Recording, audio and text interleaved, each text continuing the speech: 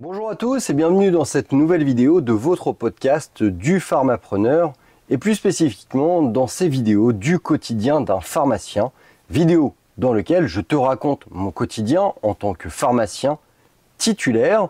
Je te parle de mes interactions avec mes collègues, avec mes partenaires financiers, avec mes fournisseurs. Je te parle de mes interactions également avec mes patients, avec mes confrères, mais également mes amis, qui font partie de nos pharmacies satellites, la pharmacie des Emmurés et la pharmacie de Pavilly. Bref, je te raconte ce qui émaille mon quotidien en tant que pharmacien. Le but, c'est de te faire partager mes problématiques, ce que j'ai pu rencontrer, éventuellement en échanger avec toi de façon à nous faire progresser, nous apporter finalement de l'échange et donc de la valeur ajoutée. Bref, pour te parler un petit peu de cette semaine, eh bien, je vais te décrire ces quelques jours de travail, car dans le grand flot du mois de mai, eh bien, on se retrouve avec des semaines relativement restreintes, tant au niveau du nombre de jours travaillés qu'au niveau de la présence dans mon équipe, mais également au niveau de mes patients. Car en effet, cette semaine, il y a encore un jour férié, c'est le jeudi 8 mai. Donc du coup, qu'est-ce qui se passe factuellement ? Tout simplement, donc, journée off. Cette semaine, nous ne sommes pas de garde comme pour la journée du 1er mai.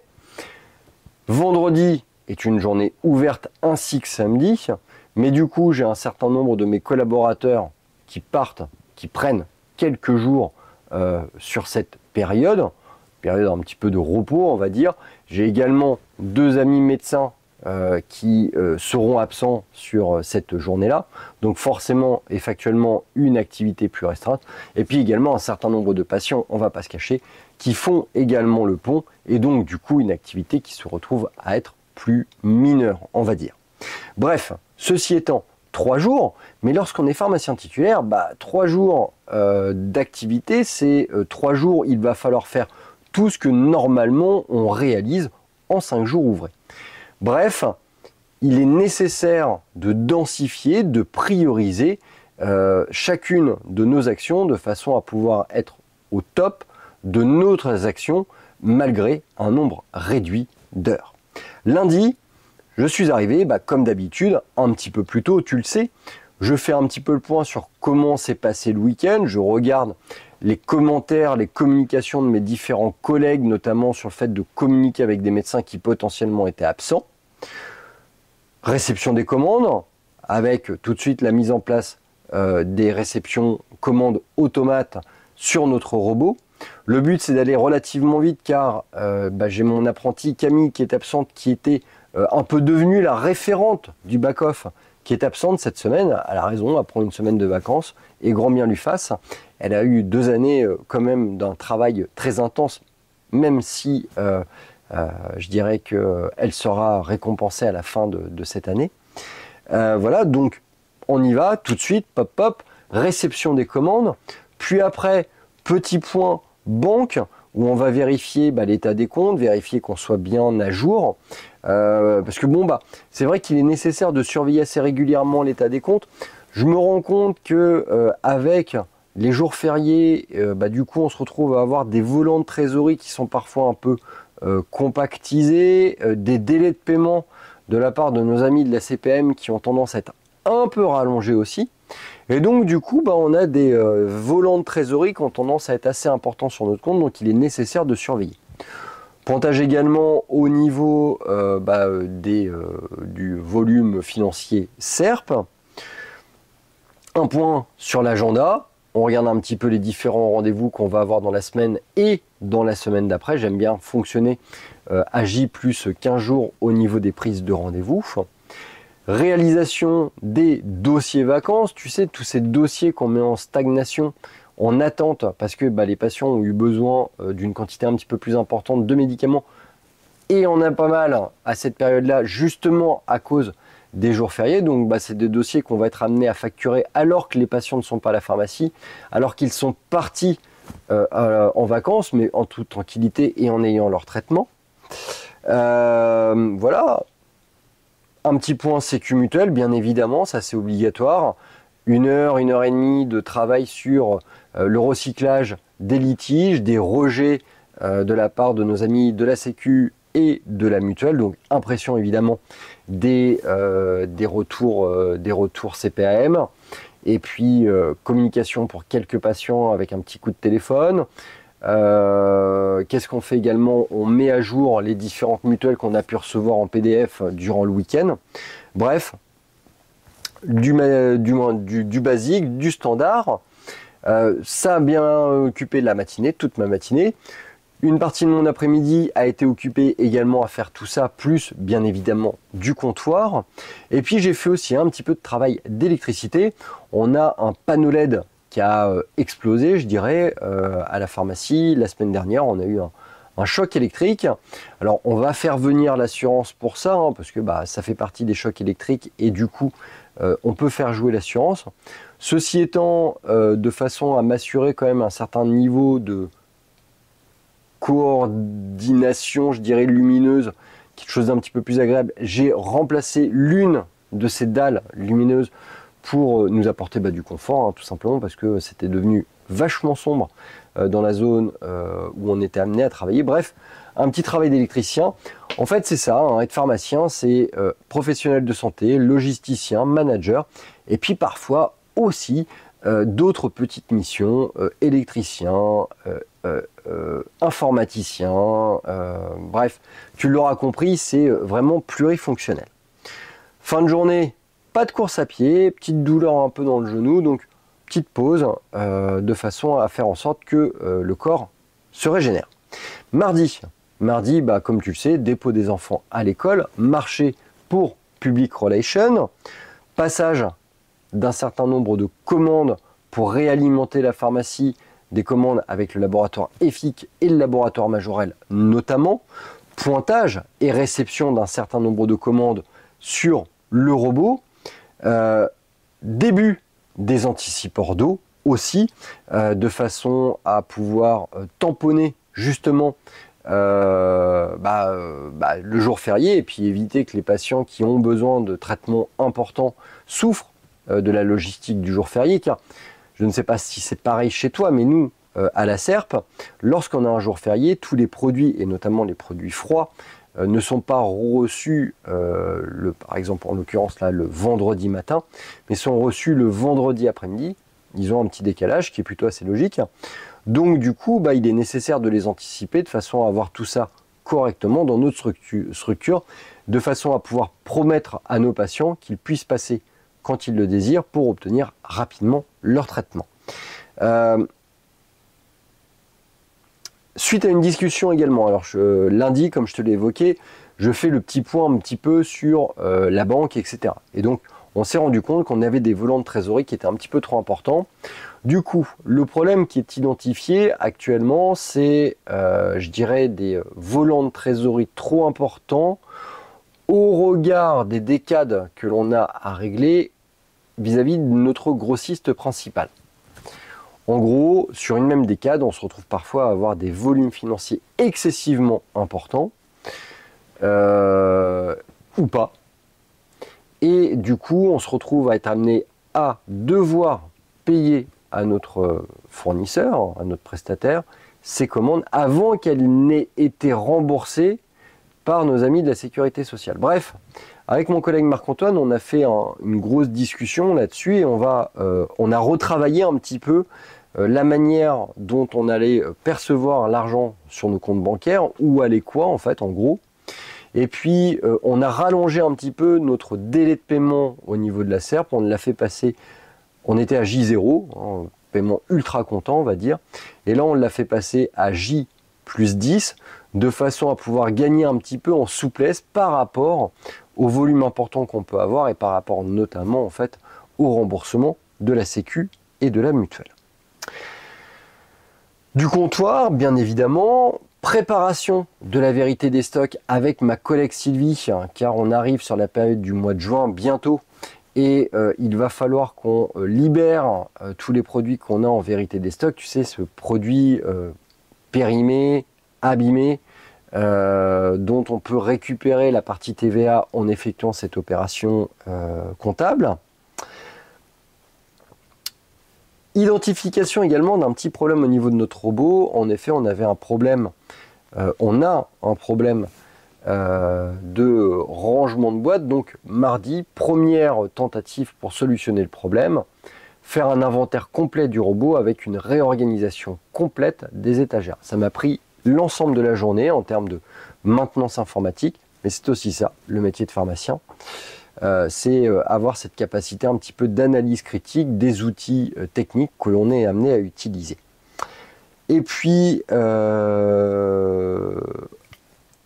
retour de la part du moniteur des pharmacies sur une interview que j'ai réalisée la semaine dernière sur les indus en pharmacie. Donc retour du moniteur pour vérification de ce que j'ai pu évoquer avec elle, que j'ai évidemment validé. Le contenu de l'interview étant très clairement en fait ce que j'ai évoqué avec la personne. Fin de journée pour ce journée du mardi, journée finalement relativement chargée. Mercredi, arrivé tôt pour réception des commandes.